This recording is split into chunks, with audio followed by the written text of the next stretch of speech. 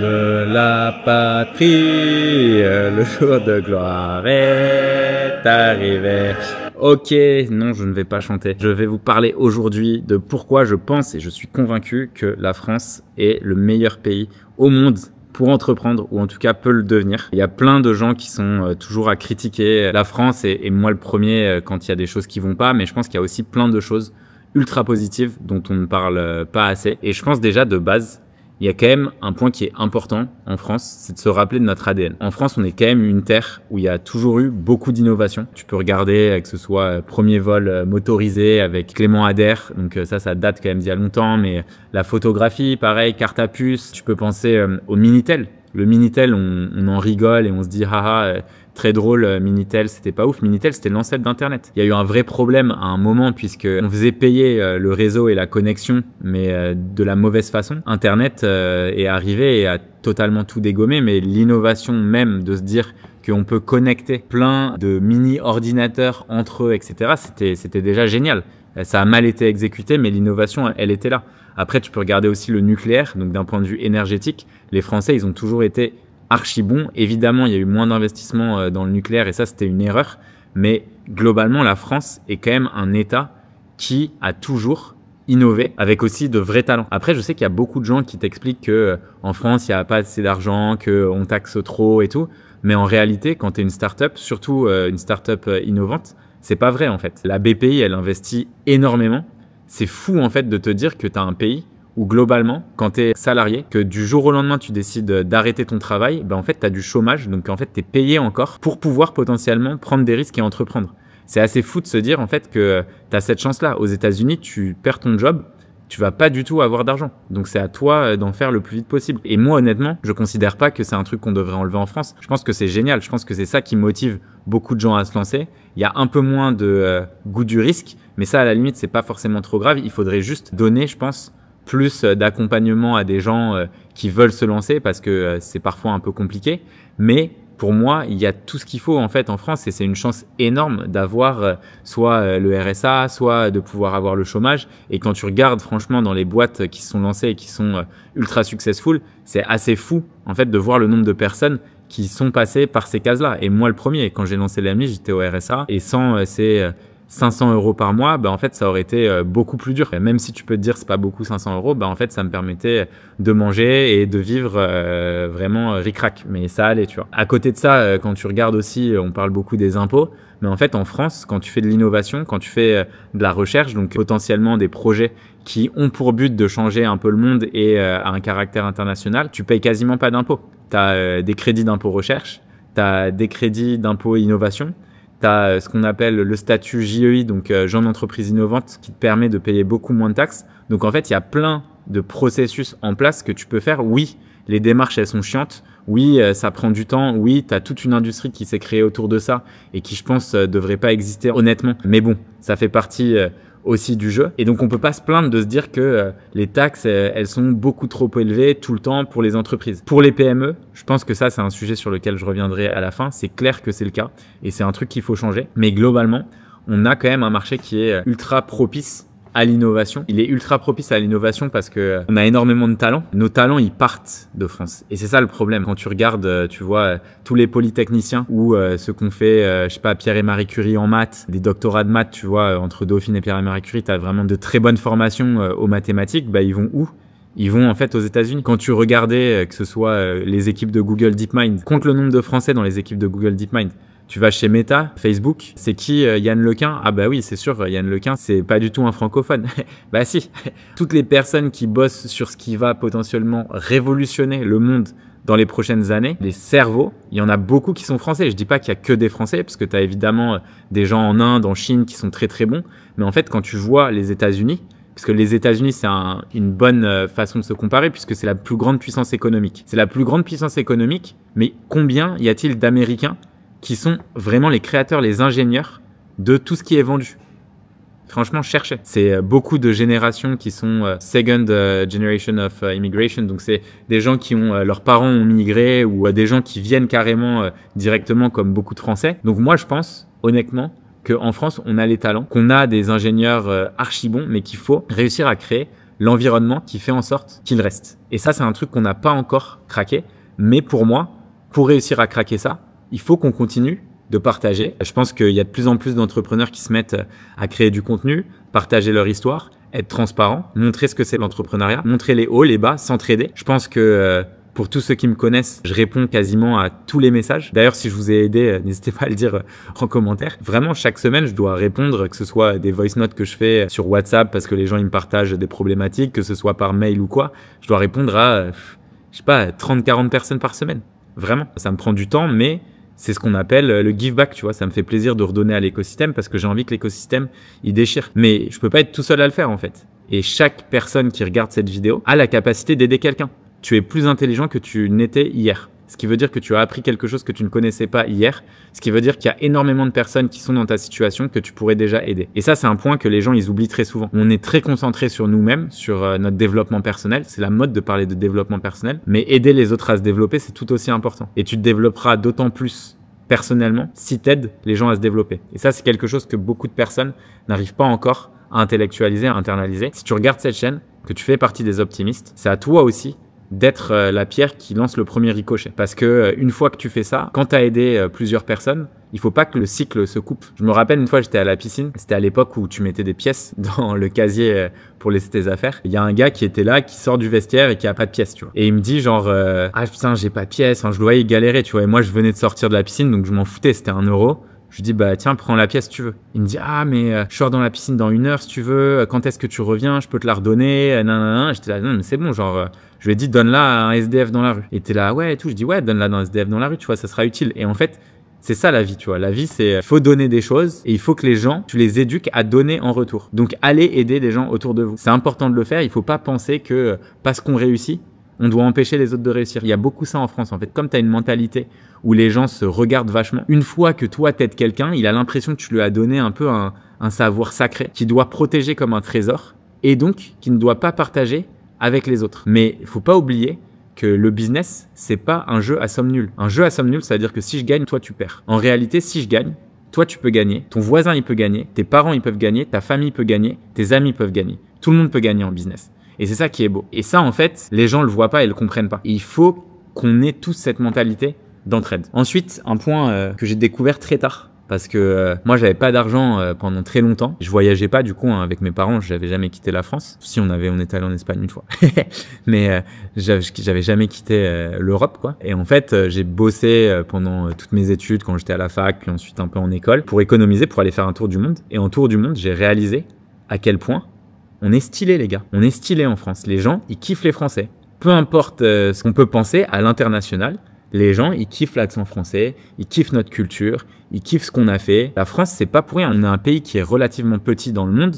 On a été 4e ou 5e puissance mondiale pendant longtemps dans les dernières années. Si on remonte quelques siècles en arrière, bah pareil, tu vois, la France, elle a rayonné. Et ça, c'est à nous de recréer ça, en fait. Si on a envie que notre pays rayonne à l'international, si on a envie d'être compétitif à l'échelle internationale, c'est à nous de le créer et à personne d'autre. J'ai visité des dizaines et des dizaines de pays partout dans le monde, sur tous les continents. En France, il fait bon vivre. On a une chance de malade. On a des régions qui sont magnifiques. Essayez d'imaginer le nombre de pays qui ont l'océan, la mer, le soleil, les montagnes, la campagne. Ça n'existe pas. Sur un territoire aussi petit, c'est une chance de malade. C'est un paradis sur Terre, la France. Le fait que ça soit un paradis sur Terre, ça nous laisse aussi le choix de créer une vie exceptionnelle et de créer une culture exceptionnelle. Et donc, les trucs que je changerais potentiellement. Donc, l'entraide, j'en ai déjà parlé. Je pense qu'il faut s'entraider.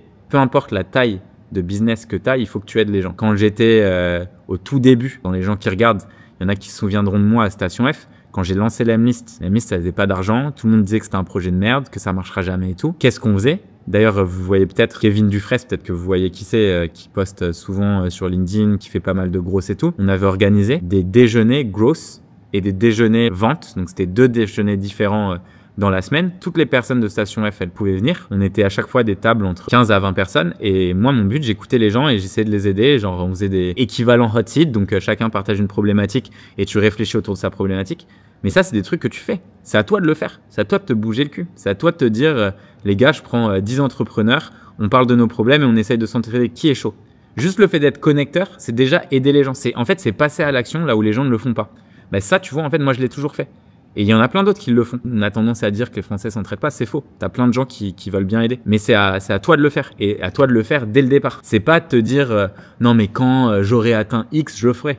Tu le feras jamais. C'est vraiment le classique. C'est comme les gens qui disent quand j'aurai beaucoup d'argent, je donnerai. Bah ouais, mais en fait, t'as de l'argent déjà, tu donnes pas. Donc arrête de prétendre que tu vas être un mec super généreux alors que t'es un crevard aujourd'hui. D'abord, change ton caractère et ensuite tes actions, elles suivront par elles-mêmes.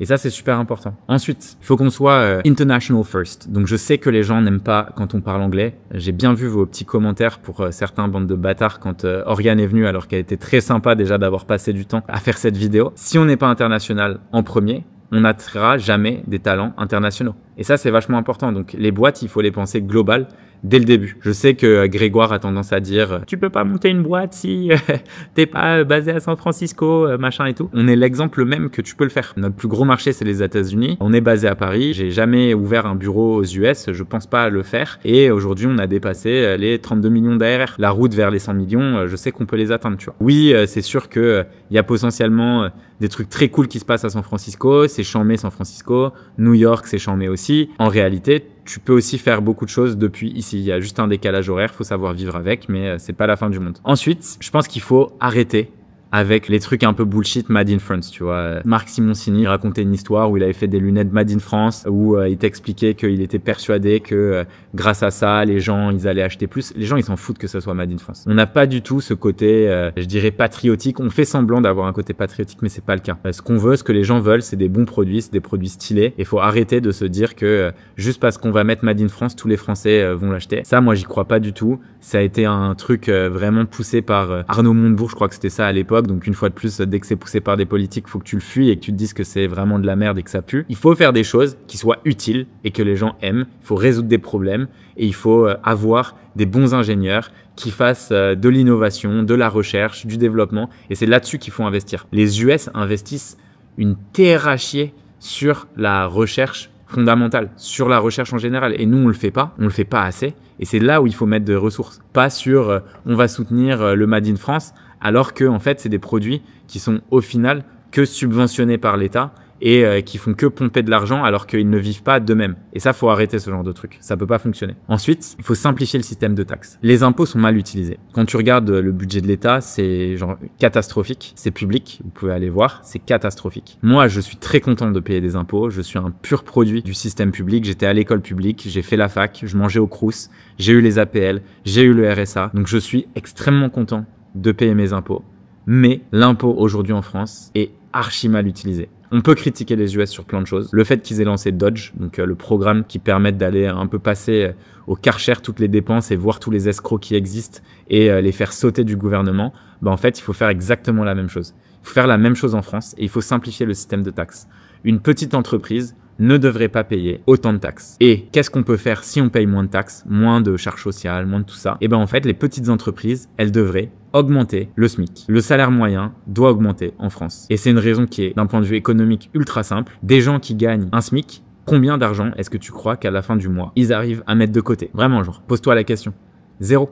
Si tu veux qu'il y ait une économie qui soit active, il faut que tu donnes plus d'argent à des gens qui gagnent pas assez. Parce que si tu rajoutes 500, 700, 800 euros à un SMIC, cette personne va sûrement les dépenser. Peut-être qu'elle économisera un petit peu pour se faire des projets un peu plus gros, mais c'est bien. Et ça ira dans l'économie française, ça sera rendu. En fait, le vrai problème et les vraies tensions qu'on voit aujourd'hui, en France, t'as quand même une haine des riches qui est permanente. Mais pourquoi il y a une haine des riches? Il y a une haine des riches parce que les politiques, leur seul objectif, c'est de diviser. Donc, quand les politiques, ça va pas bien et quand ils font de la merde, il faut bien qu'ils trouvent des boucs émissaires.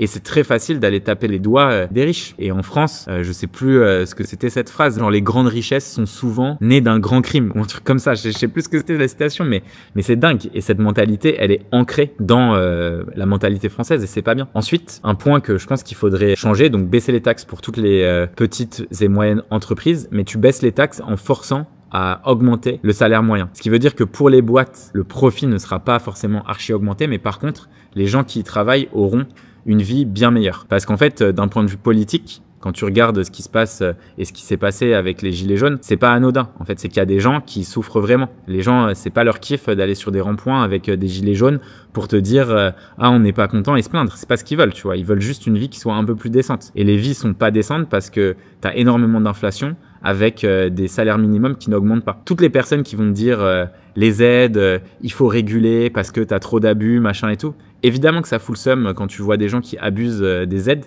En réalité, ça coûte sûrement plus cher que de réguler. Donc tu vois, ça c'est un truc que moi j'aurais tendance au contraire à vachement déréguler. Tu as toujours dans n'importe quel système un certain pourcentage d'abus, mais il faut partir du principe que ce pourcentage est moins grand que ce que ça va te coûter de créer un système de contrôle. Et ça, c'est un point que les gens, ils oublient très souvent. Je te donne un exemple tout con, tu puisses l'appliquer à ton business. Sur l'Emlist, pendant un temps, on disait qu'au bout de 2 semaines, on avait demandé de payer. On n'avait pas codé le système de paiement. Mais les gens, au bout de 2 semaines, ils demandaient dans le support et j'ai pas reçu le message pour payer, machin et tout. Et 90% des gens, 95% des gens, ils demandaient, tu vois. Ils demandaient pourquoi? Parce qu'on avait évidemment la séquence d'emails qui te disait tu vas payer, tu vas payer, tu vas payer. Mais la plupart des gens veulent pas tricher en fait. Quand il y a des règles qui sont établies, ils trichent pas. T'as évidemment toujours des gens qui veulent abuser, mais en fait, si tu dois faire toutes tes règles et toute ta façon de faire pour les gens qui abusent, t'avances pas, ça te prend trop de temps. Ça prend trop de temps de dev, d'investissement, c'est pas des bons investissements. Ensuite, le dernier point qui est assez drôle, c'est que quand tu prends The Family, qui fait énormément parler, mais The Family, en fait, ça fait énormément parler uniquement parce qu'il y a ce truc entre Oussama et les fondateurs. Moi, je te dis en toute transparence, The Family, je connaissais pas. Je suis arrivé à Station F, j'avais jamais entendu parler de The Family. En école d'ingé, j'avais fait une option entrepreneur. En école de commerce, je voulais monter ma boîte. J'avais jamais entendu parler de The Family. Et tu peux te dire, ouais, Guillaume, t'es teubé et tout. Mais en réalité, l'impact de The Family, je pense qu'il a été exceptionnel pour les gens qui y étaient. Je pense qu'Oussama, c'est un mec qui est exceptionnel ou orateur. Vraiment, c'est un gars genre qui a créé un écosystème et une communauté qui est le fruit, tu vois, de travail pendant des années et des années. Mais pour moi, l'échelle était trop petite. C'est assez marrant parce que The Family, c'est un incubateur / investisseur. Donc, ils prenaient des parts dans les boîtes et ils investissaient aussi dans certaines boîtes. Tu peux te dire, ok, c'est cool, mais quand tu regardes le drama qu'il y a eu autour de ça, l'ampleur, tu vois, des médias, des machins, des trucs, des articles et tout, tu te dis, Oussama, c'est genre le pire des escrocs, vu tout ce qui se passe, machin et tout, tu vois. Et je vais pas rentrer dans les détails de ce qui s'est passé ou quoi, mais c'est juste pour essayer de réfléchir à un ordre de grandeur. Aujourd'hui, quand tu vois The Family, tu as l'impression que c'était l'incubateur ou la communauté du siècle, le truc, c'était la folie. Les gens, ils en parlent, tu vois, comme si c'était vraiment genre l'âge d'or de l'écosystème français, que personne n'a réussi à remplacer, machin et tout. Donc, j'ai envie de te demander, aux événements de The Family, tu penses qu'il y avait combien de personnes qui venaient aux conférences? Réfléchis-y, pose-toi la question et ensuite va checker les vidéos. Tu verras qu'au max, il y avait, je sais pas, 50, 100 personnes peut-être. Ce qui est déjà trop bien, mais c'est pas du tout ultra énorme à l'échelle d'un écosystème de start-up. Ensuite, tu peux te dire, ok, The Family était investisseur. Oussama a été accusé d'avoir détourné. Je crois que lui aussi dit qu'à un moment, bon, j'en sais rien, mais bon, je rentre pas dans le détail. Donc, tu peux te dire, ok, ils ont été là pendant 7 ans ou 8 ans, je sais plus combien ils ont dû lever, tu vois, parce que vu le drama que ça fait, on doit parler de sommes exceptionnelles. The Family, je crois qu'au total, ils ont levé 10 millions. 10 millions, mec, c'est... Enfin, j'ai vendu 20% de ma boîte, 30 millions. Juste pour te donner un ratio, c'est pas pour écraser The Family ou quoi, mais en fait on parle de 10 millions pour potentiellement ce qui est censé avoir représenté tout l'écosystème français. Et la raison pour laquelle je te parle de ça, c'est parce que je pense qu'il faut qu'il y ait un endroit à Paris que j'aimerais bien créer. Ça fait pas mal d'années que j'aimerais bien faire ça. On a essayé de le faire un peu dans nos bureaux pour tous ceux qui sont venus à nos events où on avait 100, 150 personnes qui venaient à chaque fois. On a dû faire, faudrait que je demande à Momo et Flo de Flomodia qui organisait ça aussi. Au total, je pense que sur 2 ans, on a dû faire peut-être 50, 60 événements. Donc, tu vois, c'est quand même beaucoup avec à chaque fois une bonne ambiance. Je pense que ce qui manque, c'est un vrai lieu. Station F, pour moi, ça marche. Roxane, elle a fait du super taf parce que c'est un endroit qui est très bien, fondé par Xavier Niel. Enfin, tu vois, genre, c'est cool, mais c'est excentré. 2, il n'y a pas vraiment d'event qui se passe là-bas. Je trouve pas que ce soit suffisamment startup friendly. C'est très enterprise friendly. C'est-à-dire que c'est pensé pour des entreprises, pensé pour du grand compte. Et c'est normal, c'est leur business model. Mais pour moi, la startup, ça doit être messy. Ça doit être un peu le bordel. Donc en fait, ce qu'il faudrait, si dans les gens qui regardent cette vidéo, tu as des gens qui ont des immeubles, des gens qui bossent dans l'IMO, il faudrait un fat immeuble dans le centre de Paris, donc quartier 9, 8, 1, 2, 3, 10, 11 à la limite, mais un immeuble, tu vois, de 1500 mètres carrés qui puisse accueillir des gros events où on refasse des conférences avec les meilleurs entrepreneurs et qui est aussi une structure qui permette d'investir dans des boîtes early stage et qui viennent passer 2 mois, 3 mois max dans ces lieux-là pour kickstart et booster leurs produits et que ça devienne aussi un endroit un peu de coworking et qui ait une émulation de folie comme on n'a jamais vu en France. Et c'est ça qu'il faut en fait. Donc s'il y a des gens sur ce projet qui ont des intros, qui connaissent, qui ont un immeuble à lâcher, tu vois, genre dans les gens qui regardent, je sais qu'il y a des gens qui ont masse de thunes, donc on sait jamais. Ça peut toujours être le cas. Je pense que c'est ça qui permettra de créer en fait une effervescence de malade. Au début, évidemment, tu veux le faire à Paris parce que je pense que c'est le hub aujourd'hui de start-up qui est le plus puissant. Mais après, il faut aussi d'autres hubs, tu vois, genre Lyon, Marseille, faut se bouger le cul, quoi. Il y a des trucs qui se passent, mais je pense qu'il y a d'autres choses à aller créer là-bas. La start-up, c'est pas uniquement à Paris dans un petit écosystème, c'est partout en France. Et il faut créer. Et puis après, si tu fais des bootcamps de 2-3 mois, les gens peuvent aussi venir sur Paris. Ça existe. Tu as plein d'initiatives. Hein. Je pense notamment à, comment il s'appelle? C'est Martin, le gars qui avait fait genre les Founders Night et qui lance un truc dans un hôtel particulier, là, je crois. Tu avais Maxime qui a lancé son truc de pirate, là où ils vivent tous dans un appart. Il y a des initiatives. Il faut juste maintenant qu'il y ait vraiment genre un endroit qui représente tout ça. Parce que en fait, The Family, c'était génial. Mais ça a jamais atteint le scale que ça aurait dû atteindre. Quand tu te dis que c'est un projet sur 7 ans, les mecs, ils arrivent à avoir que 10 millions. C'est pas assez. C'est pas comme ça que tu vas faire quelque chose de grand. J'étais interviewé dans 20VC avec Harry Stebbings. Si vous connaissez pas, c'est un très bon podcast, évidemment, parce que j'étais dessus. Mais en vrai, non, c'est un très très bon podcast. Lui, avec son média, qui est un podcast, il a réussi à lever son deuxième fonds. Je crois que c'est 300 millions. 300 millions versus 10 millions.